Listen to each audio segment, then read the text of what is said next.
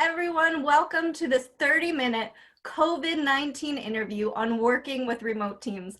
My name is Jodi Seidler, and I am going to be your host for this interview, and I work at Elam Fellowship. And I am so pumped, people. I am so excited because I have 3 people from the exec team. Not all of the exec team were able to make it, but we got 3 of them. And I am so excited because we have President Chris Ball in the house, not in my house, but in a house distance away. We have U.S. Ministries Director Joe Jansen and the Global Ministries Director Alex Seidler, who I'm also married to, who is actually in this house with me, but somewhere else. Social distance, people. Social distance. And so I am very excited because we are going to be talking about working with remote teams. Because, you know, in this season, we have all had to adjust very quickly to working with remote teams. Where before we would, reserve a small conference room, get together with our teams and hash things out, meet someone at the water cooler, deal with issues relatively quickly because you could see them in person. Now we're having to learn, how do we do this remotely through Zoom calls, through different connections? We've had to rearrange how often do we connect or how do we connect? What are the, virtual tools that we're using? And so today I'm going to pick the brains of these 3 amazing leaders to see what they are learning and working with virtual teams. And so we're going to dive right in. The first question I have, I'm actually going to give it to you, Joe. You get this first one to answer, and then the others can follow. But the first one is, what is the biggest aha moment you have learned or you have found in working with remote teams? Well, I'm first. I get to break the ice here. Well, I'm really glad that we're doing something like this, Jodi. I'm glad you came up with the idea, because I think it's going to be a lot of fun to be able to share together this stuff.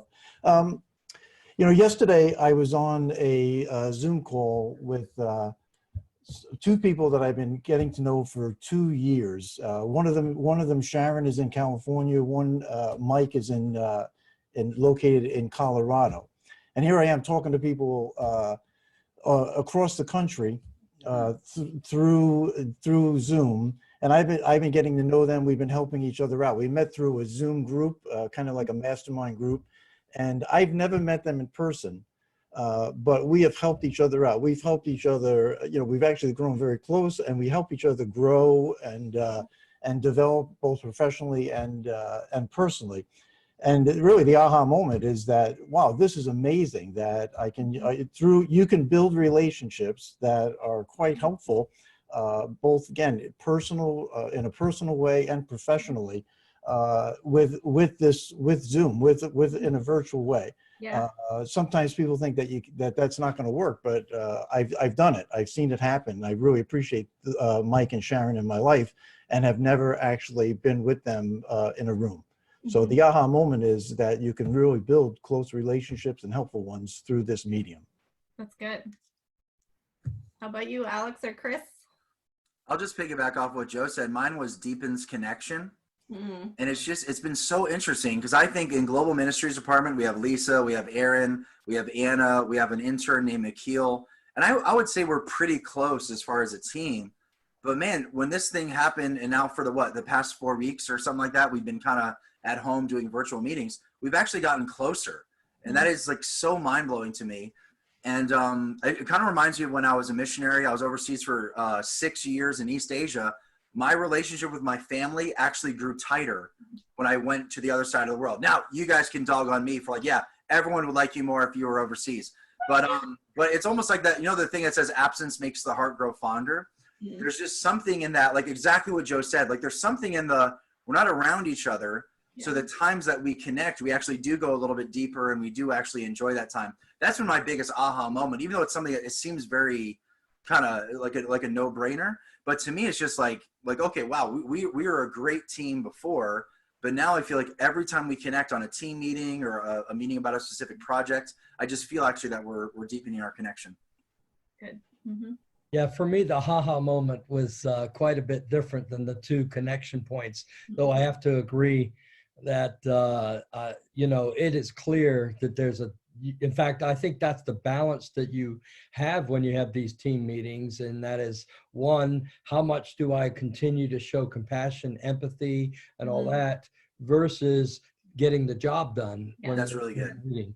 And so for me personally, that has been something I've really enjoyed and connected with, and like you said, in a deeper level. But what I would say a ha-ha moment for me is after I had put a whole full day in, and I think I had had 8 Zoom meetings that day.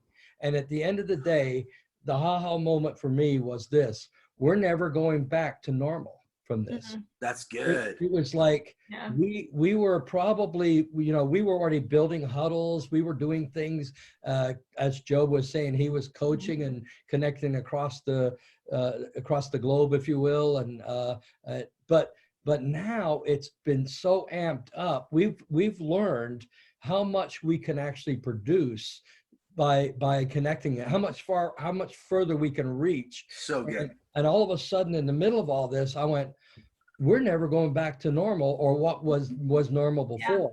We may go back. I mean, obviously I'm a relational person. I want to make sure we connect down the road and meet in person again. But the truth of the matter is, we've been able to accomplish more in the last 6 weeks than I can ever relate to another 6 weeks before that. And so I think we're forced to do that right now. I know this is about team meetings, but think about it this way: pastors and ministers all around the world right now are all telling us how much the increased level of involvement in their ministry has happened as a result of Zoom and as a result of remote meetings, whether that meeting is a church service or whether it's a business meeting. So I'm just going to say a ha-ha moment for me was when I was sitting on my couch, I realized we're never going back to the way it was. Yeah. I'm never going back to the office, baby. We're gonna PC, let's just get a little drive-through window, and Joe and I'll just drive by a couple times a day, talk shop, we'll go home. No problem. Awesome. That works. Another question I had for you, we'll start with you, Pastor Chris, is what is one thing you are learning to do when working with virtual teams, with your remote teams, or what is one thing that's working really well in working with your virtual team? Yeah, it's a very simple thing for me, and that is that you have to remind yourself over and over and over again that 2 important things: we have to trust and over communicate. Those are the things that I really feel, So good. like when I first started doing this, to be honest with you, I had to extend trust to my teams because I'm thinking all of a sudden they're at home now. I'm used to going down the hall, making sure work is taking place. Yeah. Now I'm having to build trust with people who are not visually on meetings with me all the time. So now I have to believe God is using them differently and then over communicate. Body language is missing. Even though we are now communicating like this, there's a certain body language. For example, I've been talking to people and people will go like this when I'm talking. And if I'm in the room, I don't see that as them ignoring me. But when it's only in this screen, all of a sudden it's like, are they? And so over communication has to be a part of the team meeting. So those are the 2 things I would say. You asked for 1, but there I go. Oh, that's fine. That's fine. So, all right. So that's what I would say. Awesome. How about you, Joe? What would you say?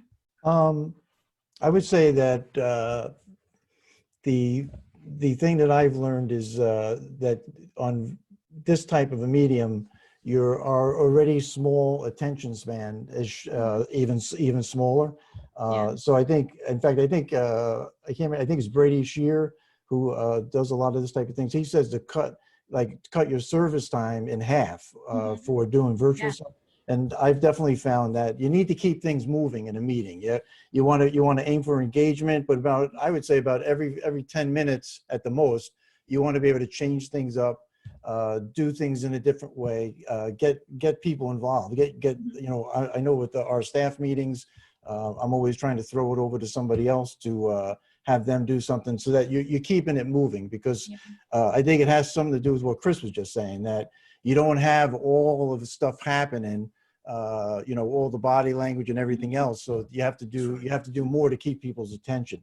I think too, though, that if you, this may be something else, but it helps if you can have a good face shot. That helps what Chris is talking about, because then at least you're seeing, like, you don't want somebody way back because then at least you're seeing their facial expressions very clearly. So there are some ways to mitigate some of the lack of body language. It's good. Very good. Mine, to piggyback off Joe again, I promise I didn't see his answers before this test. Mine was short and sweet. So plan for 30, end in 10. In a sense of like if you plan the 30-minute team meeting, but if you talk through everything in 10, just hang it up. Say, hey, let's pray together. Let's launch into our day.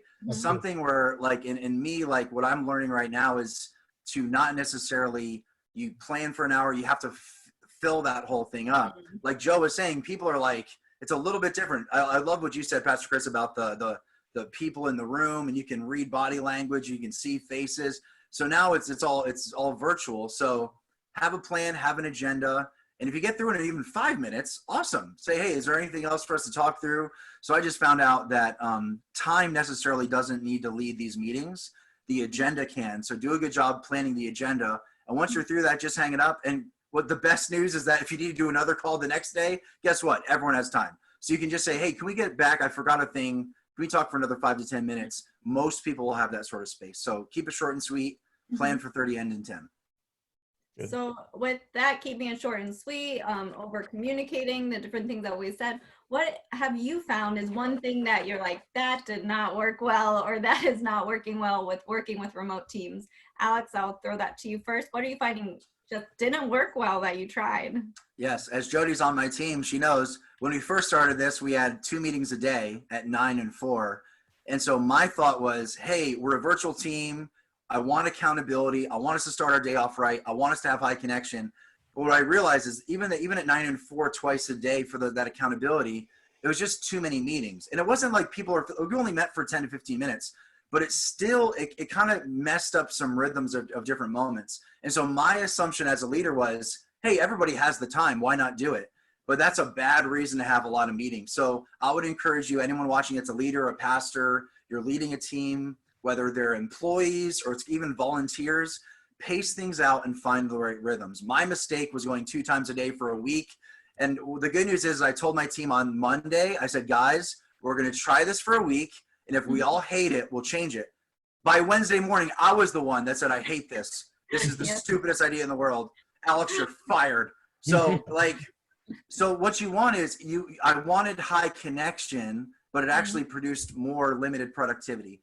So I would encourage anybody watching, hey, try some stuff out, call it an experiment. Yeah. Don't say we're going to do this for the next 5 months. Just say, hey, let's try this out for the next few days or the next week. And then get really good feedback as far as, hey, is this enough connection? Do we need more connection? So that would be my thing that wasn't working so well. My assumptions of what we needed, but then we were able to make some changes. Joe, for you, what have you found like the one thing that you're like, wow, that didn't work well in working with remote teams? Well, if you don't have pants on, you don't want to stand up during That's the meeting, very because true. Very that would really practical.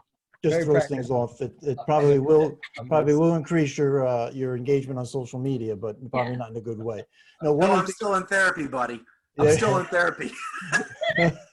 One of the things that I learned is don't try to do something new with technology like on Zoom that you haven't tried and practiced. That's really good. One of the things that I did, I was in a meeting.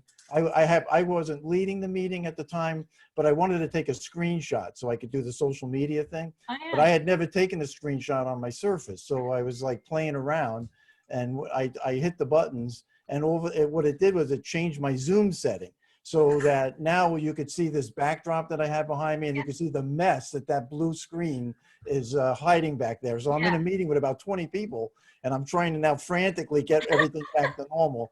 And so it was a laugh, but again, I'm not saying don't do new things. One of the things that I would recommend is trying new technology or a new skill with Zoom almost every week, but make sure that you've practiced it first in a safe group of people. So good.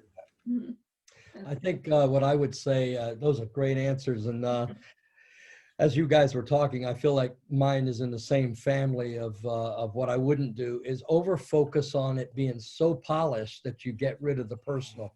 One of the things that I've seen is I've seen people who because I've been working with teams who are working on recording stuff to Mhm. send out, and they have had like 42 takes, and I'm like, it's you did 4 things right this time and number 5 was wrong, but next time you do those things right and number 1 was wrong. And Yeah.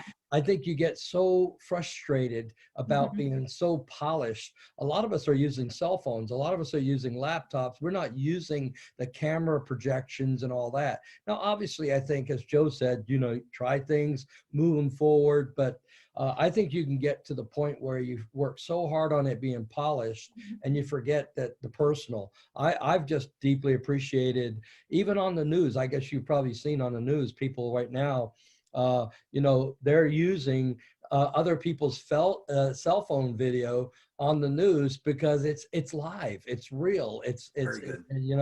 and so the thing I would say not to do is, and I've done it. I've been frustrated afterwards.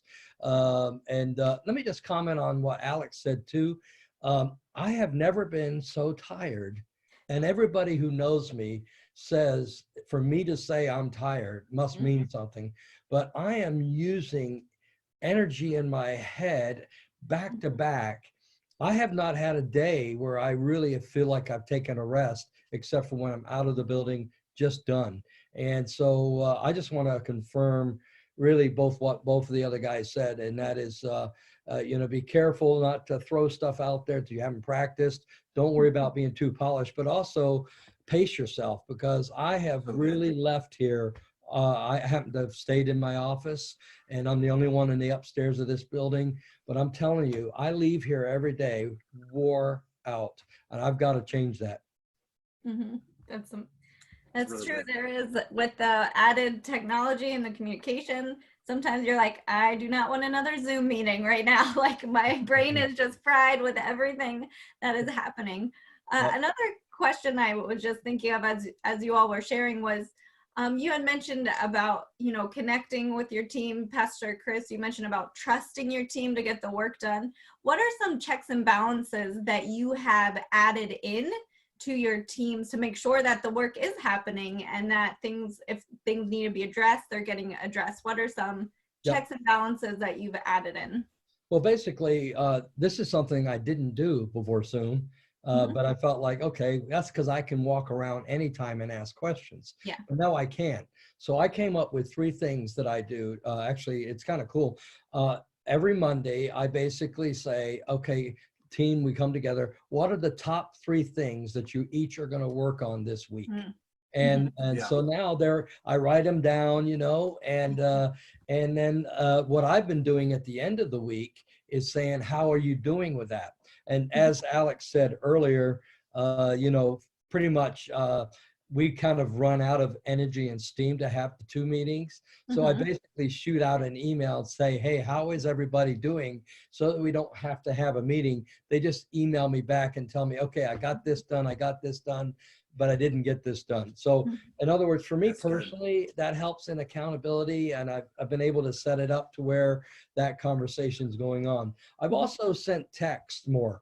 Like I never would text my immediate staff. I would never text them to say how they were doing. I'd walk down the hall. But now I'm just shooting a text. Hey, how are you doing today? I think that building that ongoing communication without job, just how are you doing? Are you doing good? Am I strengthening you? Another thing I did recently is I realized, see, a lot of times when we're around each other, we can have conversations that show appreciation just by saying, hey, good job, punching somebody in the arm. You have to be deliberate to say thank you. I actually called one of our staffs and I said to her, you know what? I got convicted today that I haven't thanked you enough, but I've been more about hey, get this done, and being more sensitive to how we can be improved, but did not take the time. You have to discipline yourself to say thank you. So I'm really working harder on that. I'm a person that normally says thank you every time I'm around somebody because I tend to show that.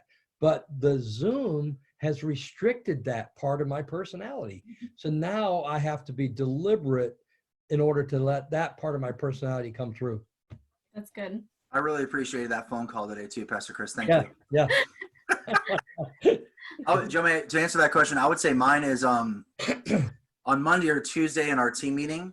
I usually just try to get like almost like a brainstorm, like a lightning round of things for all of us to work on. So I'm not trying to get like what Aaron and Jodi, all their individual tasks. So I actually have a document that I've shared with our team that's just kind of like, just to get it out there. So like, hey, what's a big thing for us to do? A project to work on, a video to make, a resource to create, a long-term project that is going to take a year. So it kind of like brain dumps it out almost, and then we can all see it. And I don't even do anything with it. I just say, hey, now it's there. And then once in a while in a team meeting, I'll pick one of them and I'll say, hey, let's talk about this for 10 minutes. And the goal is to not plan it out. The goal is to not assign work. It's just it's a way to make everyone's internal, like, oh gosh, okay, things are changed. What about this thing we said we're going to do in June? It kind of almost deflates the internal anxiety. I think that some team members, I mean, me, I'm like, we all thrive in chaos. I think Joe, Chris, and I, throw us into chaos blender. We're in our element. Where a lot of our administrative people, they need order and structure. So what this does is actually eases the tension of some people that need everything like in a row. And it says, hey, no, we're tracking it, we're following it, and we're going to systematically kind of choose them once in a while and kind of tackle it together. I think these guys covered it well. I mean, one of the things, one meeting with the USM staff, we meet 4 out of the 5 days. And so it's just ongoing conversation. We have projects that we're working on. We actually we'll have dates that we're going to present different things to each other. And some of the stuff is just like Carol's working on all sorts of stuff with the women's and putting on the HerCon. You're going to see it. Things are going to happen. So there's just natural accountability that people are going after things, and then a lot of conversations through the meetings that we have. Awesome. Well, the last question I have for you all is, what would you say is your top tip for working with remote teams? And I'll send that to you first, Pastor Chris. What is your top tip for working with remote teams? My top tip is this: preparation is crucial. Preparation is crucial. And the bigger the meeting, or the bigger the importance of the meeting, the more the preparation. Because right now, for example, we're getting ready to do a Zoom meeting on steroids. And that is, we're going to be inviting our entire constituency to be in a Zoom meeting, which could mean anywhere from 100 to 800 people could be in that Zoom meeting. Imagine the preparation for that kind of a meeting that is going to take place. And so preparation is crucial, and not try to do it all. I've got to have a whole team of people behind me in that preparation. So my number one tip is preparation is crucial. Good. How about you, Joe or Alex? What do you got? Yeah, preparation would be one. I'll give you, that would be probably my number one. I think the other one I would say is do it. You have to get used to being on the camera. You have to get used to doing it. And the only way you're going to get good at this or comfortable at it is to do it. Just throw yourself into it. And I always tell people, don't, mistakes are going to happen. We just had a call that I was on. I wasn't running it, but the main speaker, his computer crashed, right? Jodi, you the one leading. His computer crashed like 1 minute before it was supposed to go on, and then the guy who was administrating the whole thing, his crashed, and they said to me, Joe, you're going to be the administrator. That was like 30 seconds before we're going on. Stuff happens, but it all works out. Even sometimes you have to shut down Zoom and restart. You just do it. You just have to realize no one's perfect at this thing. Technology is going to throw you demonic stuff every now and then. Just relax. It's going to work out. That's helped me, because I had a tendency to get real anxious and want it to be just right. But I realized it's not going to go right. Things are going to go wrong, but everything will work out. And so just go in there and do it. Yep. I would say for me, I mean, as I was thinking about this question, Jodi, I remembered my bachelor's degree at Roberts. My final research project was on how to work in remote teams. So I've been trying to find that paper. It's a 37-page paper. My Lord, this is half of my life writing it. I can't find it. But I remember the number one thing that I put together is just how important this moment is. Face-to-face communication.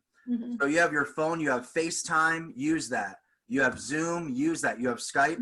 So even if it's a one-on-one conversation, or it's like, you know, it kind of seems like I can just call them on the regular phone. At times where you're working on a remote team, face-to-face interaction is so important because of the reasons that Pastor Chris said. Body language, posture, you can look into someone's eyes. When you send a text, sometimes you can't quite, are they angry at me? Or are they proud of me? Or are they like what's going on here? But when you're talking to someone face-to-face, you can actually see their facial expressions. So I would encourage anyone, we're gonna have some resources coming out as a fellowship to help you use Zoom. But if you're not using Zoom as a team, I would highly encourage you to start using Zoom or Skype. Right. And then if you're connecting with someone one-on-one, do FaceTime so you can actually see the other person's face and they can see yours. So good. That's great. Thank you all so much for the time that you've given to share your tips and ideas and things you've learned, things you've learned to do and things you've learned not to do in working with remote teams. And I just hope for all of us that this week we can begin to just improve our communications with our team of how we can work with them, how we can connect with them. So once again, thank you everyone so much for watching, and we will see you next time. Bye.